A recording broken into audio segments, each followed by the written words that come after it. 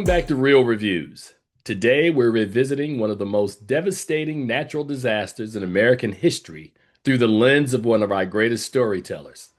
Celebrated director Spike Lee returns to New Orleans with Katrina Come Hell and High Water, a three-part Netflix series marking the 20th anniversary of the storm.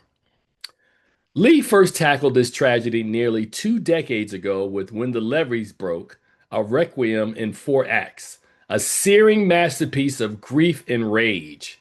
Now, with Katrina Come Hell and High Water, he delivers a necessary bookend, sobering, yes, but also hopeful, showing how the people of New Orleans refuse to be defined only by trauma. The first episode immerses us in the chaos of the storm itself. Through archival footage and survivor testimony, we relive the horror of the levees breaching, entire neighborhoods underwater, and thousands stranded in the Superdome.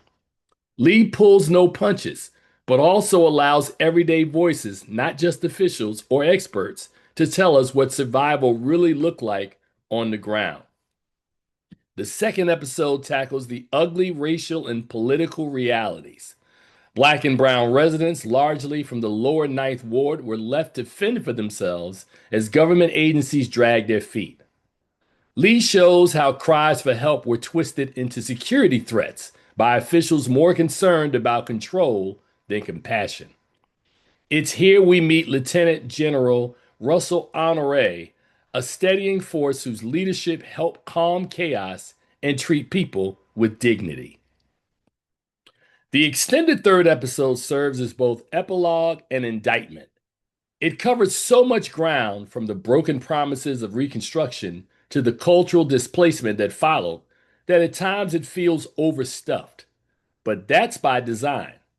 Lee's determination to ensure every voice, every thought, and every injustice is acknowledged makes the pacing heavy, but also deeply necessary. When the levees broke was a cry of grief and anger.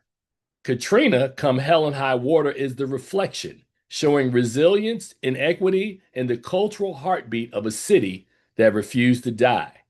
And with this release, alongside his feature film Highest to Lowest, Lee proves once again that he is one of the greatest living storytellers of his generation, wielding empathy and accountability in equal measures. I gave this miniseries an A. You can read the full review now at thefilmgordon.com. And until next time, I'm Tim Gordon, and we'll see you on the other side. Take care.